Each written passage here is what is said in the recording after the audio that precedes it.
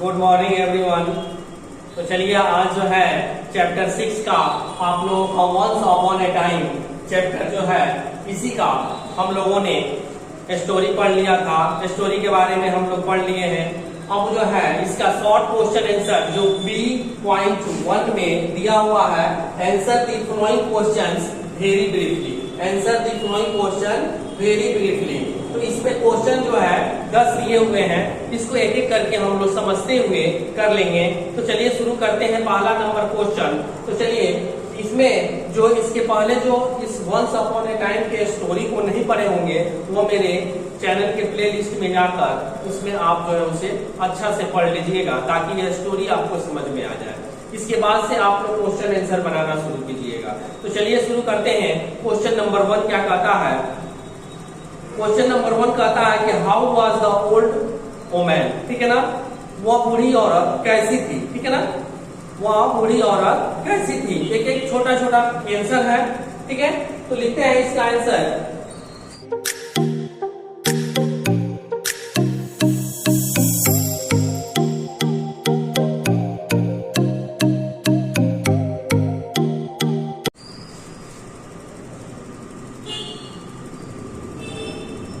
The old man, the old woman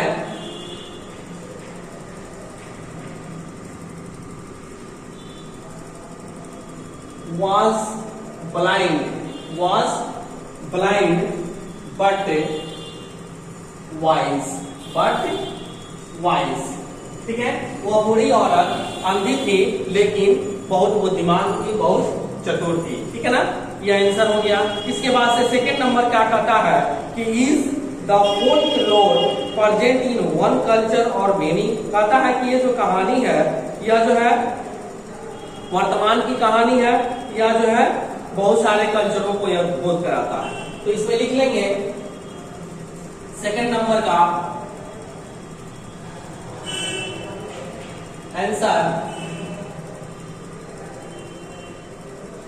the folklore is present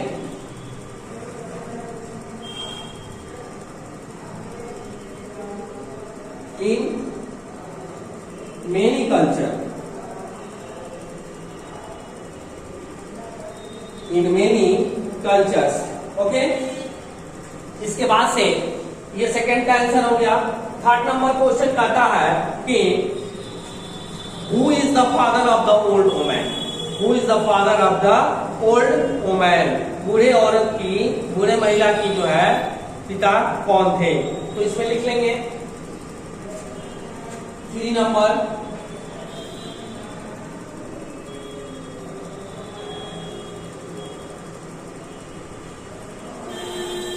the old woman's father is a black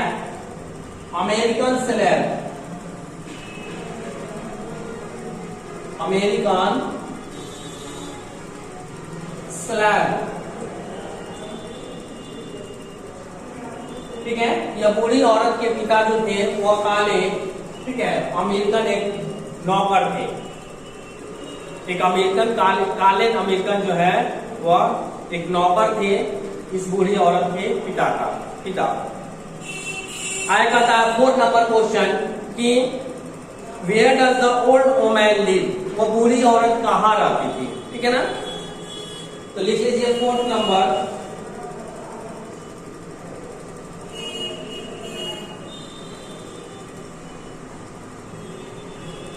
the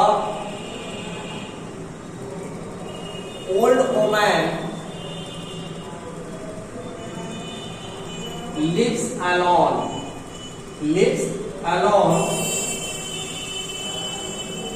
in a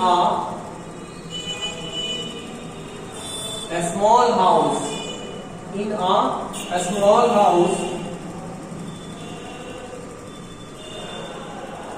outside of town, outside of town. वह जो है बूढ़ी महिला अकेले एक छोटे से घर में, शहर के बाहर एक छोटे से घर में रहती थी। ठीक है, शहर के बाहर एक छोटे से घर में वह रहती थी। तो चलिए इसके बाद से 5th नंबर क्वेश्चन समझ लेते हैं। 5th नंबर क्वेश्चन कहता है कि how is her reputation for wisdom. उसकी बुद्धिमत्ता के लिए उसकी क्या समाज में प्रतिष्ठा थी। ठीक है, उसको किस तरह से जो है उसकी चतुराई के बारे में लोग जानते थे। तो चलिए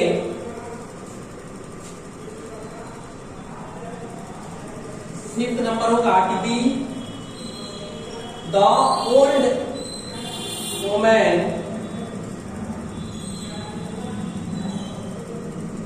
the old woman's reputation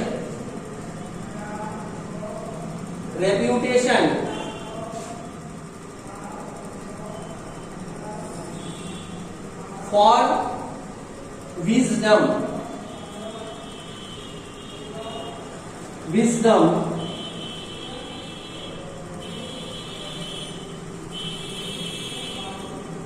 is without fear and without question।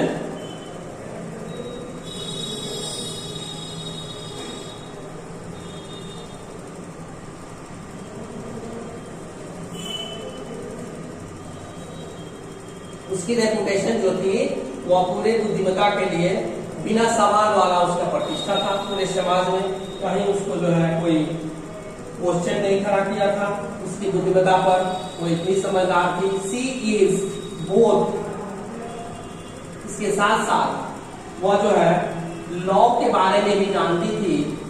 C is both the law and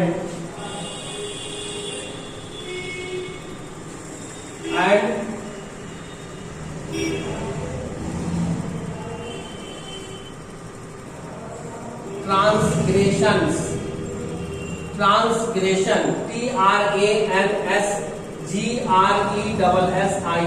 transgression among her people।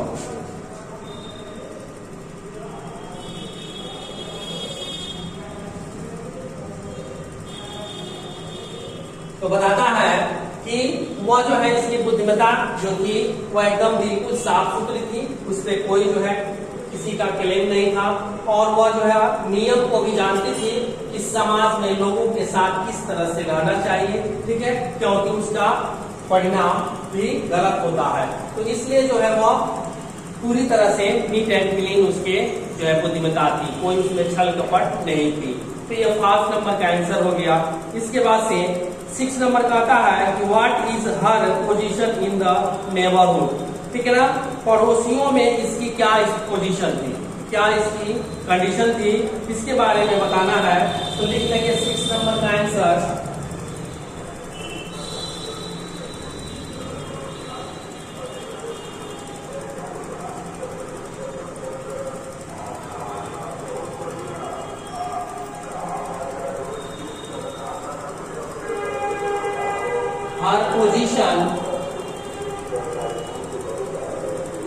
her position is honorable। उसका बड़ा पोजीशन जो था, स्थिति वो बहुत सम्मानजनक था।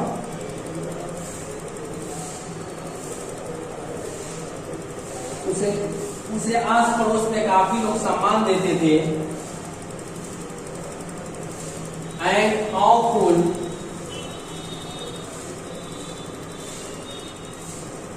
इन द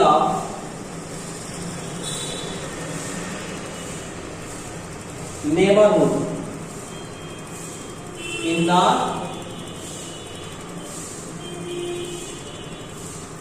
neighborhood कहते हैं कि उसका पड़ोसियों में, आस पड़ोस में उसका जो है काफी सम्मान था, उसके काफी चर्चे थे और बड़े ही लोग अदब से उसके साथ व्यवहार करते थे। तो उसकी बुद्धिमत्ता के कारण। तो ये रहे आपके 6 नंबर के आंसर। ठीक है, तो इसे नोट करेंगे।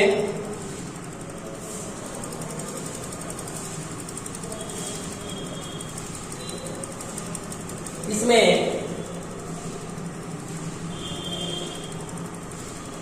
7 नंबर क्वेश्चन पहले समझ लेते हैं।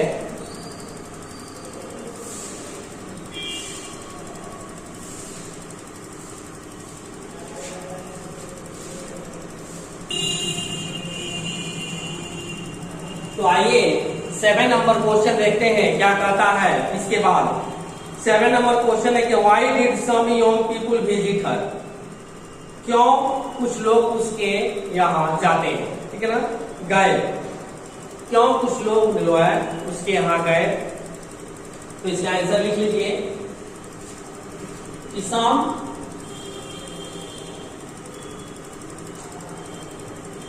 Young people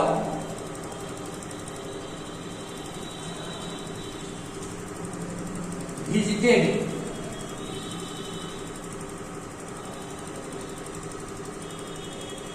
her to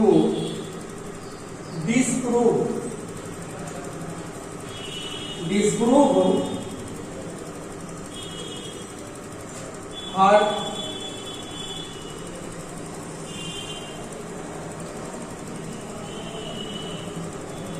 clairvoyance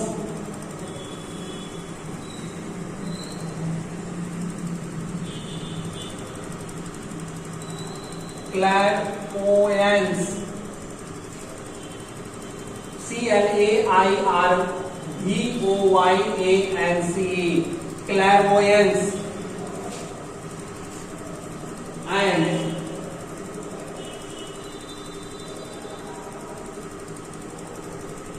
and to show her up for the fraud। तो ये रहा इसका 7 नंबर का answer.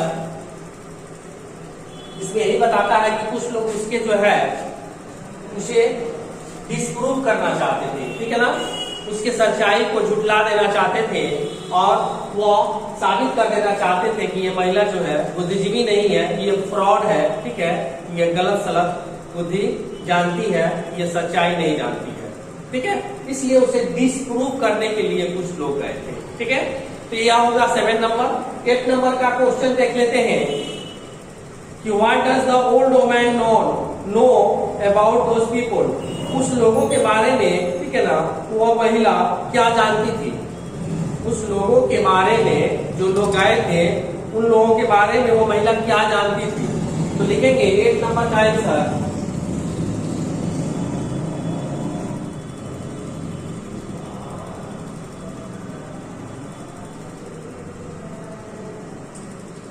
the old woman does not know anything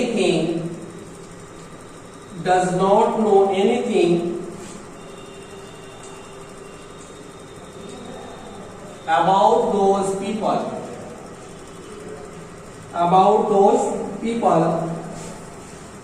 but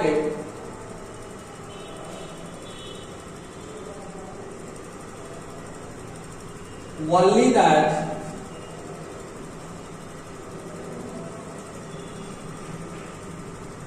the bird is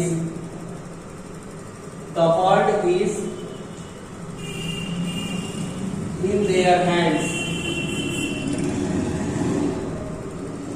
तो कहता है कि the old woman does not know anything about those people, वह उन लोगों के बारे में कुछ नहीं जानती थी, लेकिन मात्र ये जानती थी कि चिड़िया जो है जो उनके हाथों में है वह किस इरादे से वह पूछ रहे हैं क्वेश्चन, ठीक है, यह उसे आभास हो गया था, ठीक। नेक्स्ट क्वेश्चन है कि for what are the young visitor are reprimanded, किस लिए जो है यंग विजिटर जो है वहां पे गए थे, ठीक है ना। तो चलिए यहाँ पे इसका 9 नंबर का आंसर होगा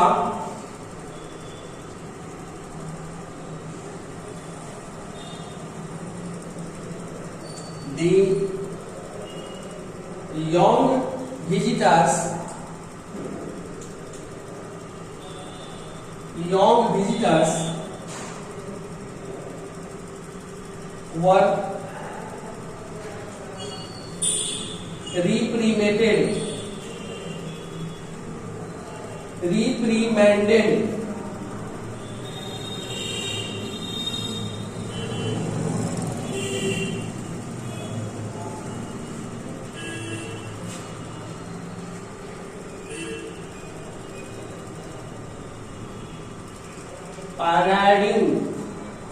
parading their power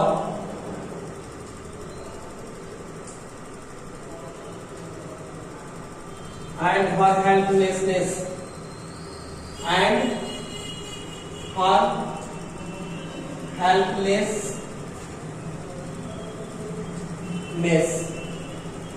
ठीक है। तो ये रहा इसका 9 नंबर का आंसर, इसे भी आप लोग नोट कर लेंगे।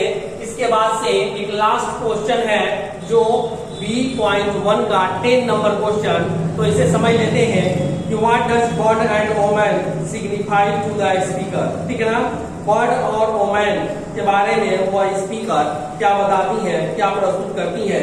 ठीक है, इन दोनों के बीच में तो बताती है, उसे लिखेंगे।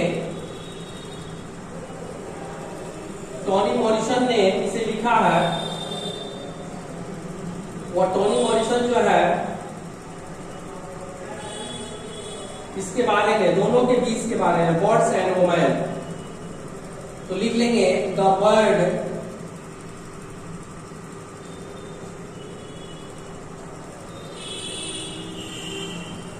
signifies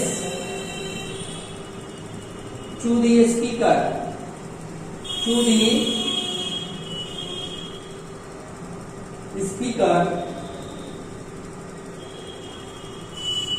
as language, भाषा के रूप में जो है वो स्पीकर टोनी मॉरिसन बताती है, एंड कि यह भाषा ही है, and the woman and the woman signifies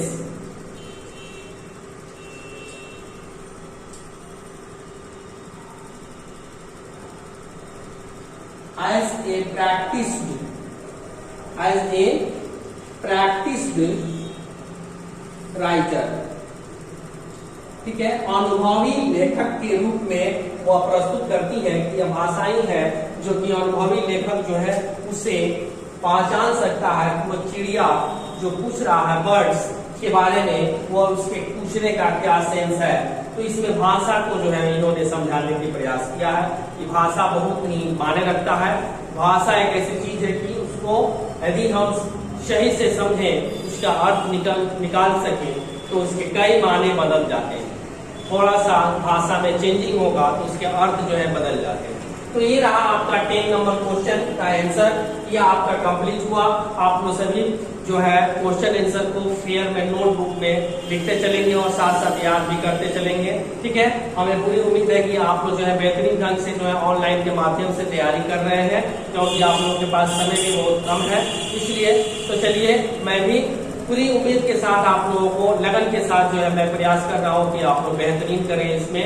ठीक है, तो चलिए आज तक इतना ही, फिर मिलते हैं नेक्स्ट वीडियो में इसके आगे जो क्वेश्चन आंसर है उसी के साथ। तब तक के लिए गुड बाय।